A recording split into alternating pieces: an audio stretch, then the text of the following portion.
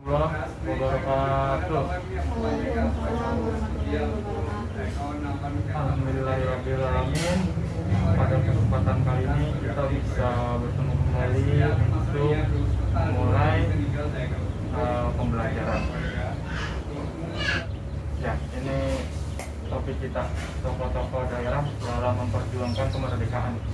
Secara garis besar, materi pokok kita itu judulnya tokoh-tokoh nasional dan daerah dalam memperjuangkan kemerdekaan. Cuman pada sesi kali ini Bapak menitik beratkan di tokoh-tokoh daerah. Bapak mengutip kata-kata dari pahlawan proklamator kita nih. Bangsa yang besar adalah bangsa yang menghargai jasa para pahlawannya.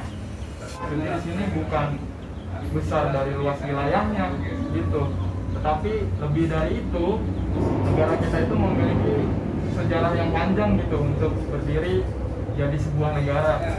Ya, itu tadi penjelasan Bapak apa sih dari makna daripada kata bangsa yang besar gitu. Jadi besar di sini kita telah melewati berbagai zaman ya, hingga menjadi negara Indonesia seperti yang kita rasakan saat ini.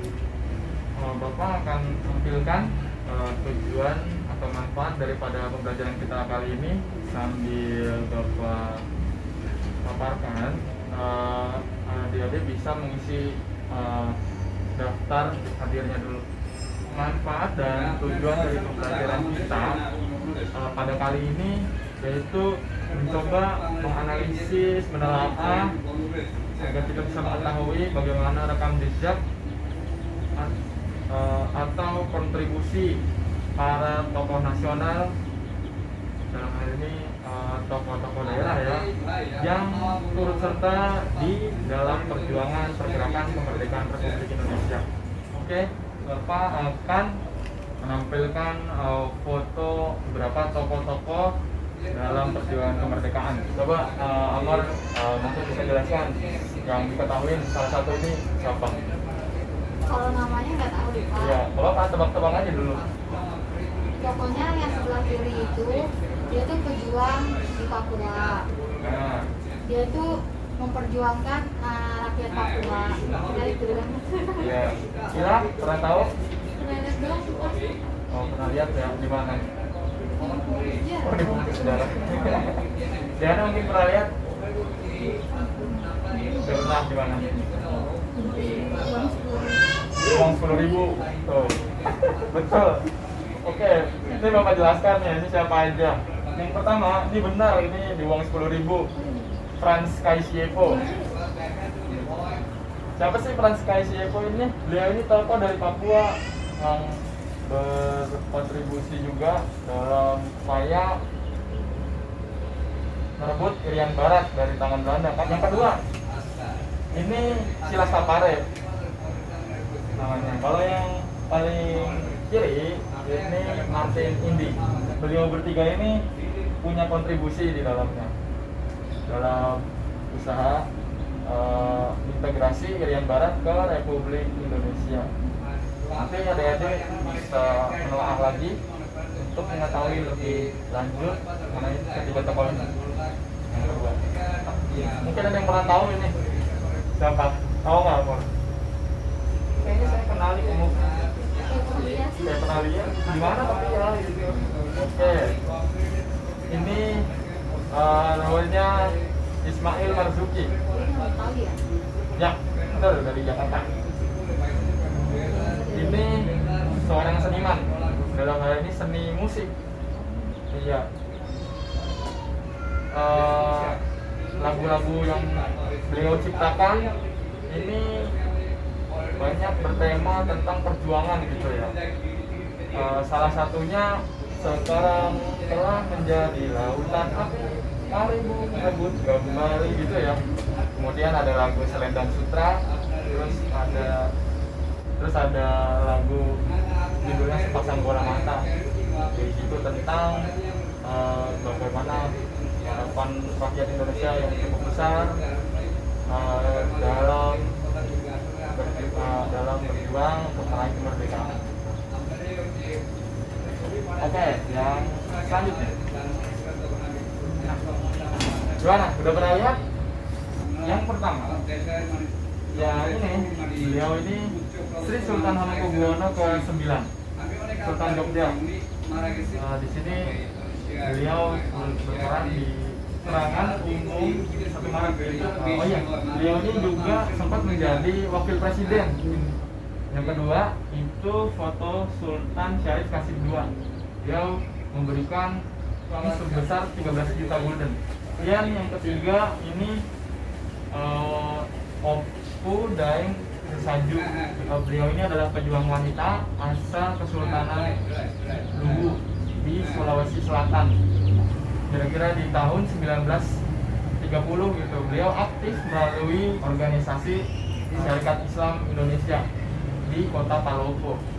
Bahkan beliau saking giatnya dalam gerakan itu, beliau sampai rela gitu masuk penjara gitu ya. Bahkan di akhir beliau sampai harus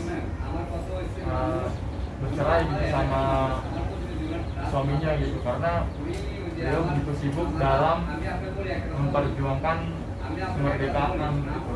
Oke, untuk berikutnya adik-adik Bapak tugaskan untuk hari Sabtu aja tokoh daerah gitu ya, tokoh daerah banyak kok yang bisa ada di belakang gitu. Nanti paparkan gambar umum tentang pahlawan daerah yang adik-adik cari. Bisa dimulai dari sekarang. Silakan pakai HP-nya ya, semua ya. Ini mungkin ada yang mau mulai duluan? Nomor. Silakan. Siapa tokohnya, apa kontribusinya? Frans Kaisiepo. Itu yang tadi ya? Iya. Ya udah deh, nggak apa-apa. Mungkin Amor punya temuan baru. Dia tuh dari Papua, tokoh yang memperjuangkan rakyat Papua. Dia itu kontribusinya mendirikan Partai Indonesia Merdeka di Biak untuk membahas pembentukan negara Indonesia Timur NIT sebagai bagian dari Republik Indonesia. Nah, dia itu aktif dia ngajak rakyat Papua juga buat aktif berjuang menentang Belanda. Tapi akhirnya dia dihukum karena dia nggak mau jadi anggota kaki tangan Belanda lah ya. Iya, kaki tangan Belanda.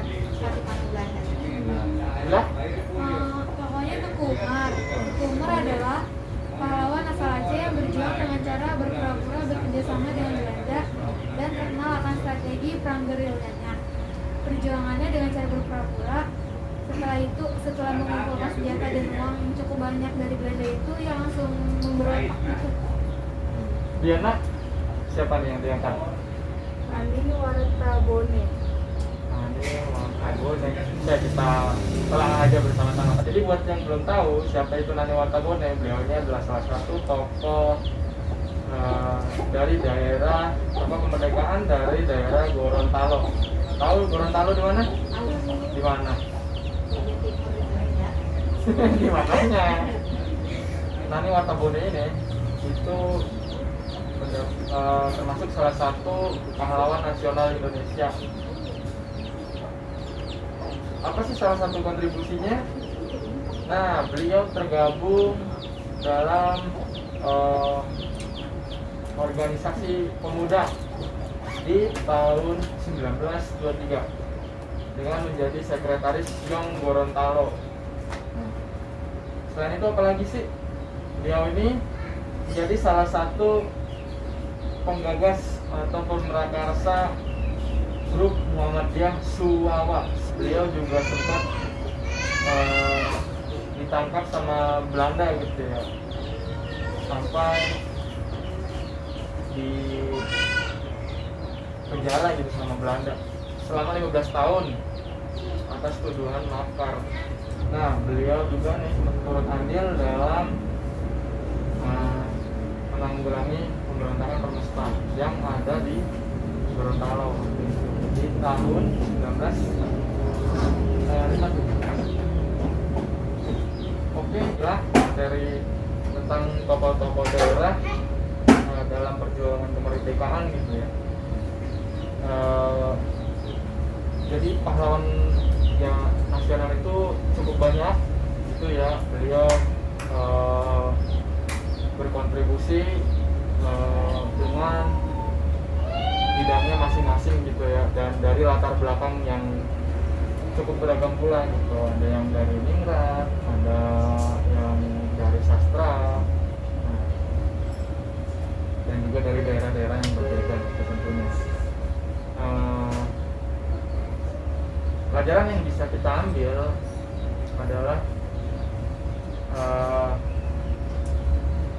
kita harus mengisi kemerdekaan yang sudah kita rasakan ini gitu. Dengan cara apa? Contoh sederhananya kayak kita ini pelajar, maka tugasnya ya belajar, tapi jangan hanya belajar aja, tapi kita harus mengembangkan diri dan bisa berkontribusi untuk masyarakat sekitar. Dan itulah yang dinamakan gotong royong gitu ya. Mungkin itu pesan yang bisa kita ambil gitu. Mari kita akhiri materi pembelajaran pada kali ini dengan mengucap hamdalah.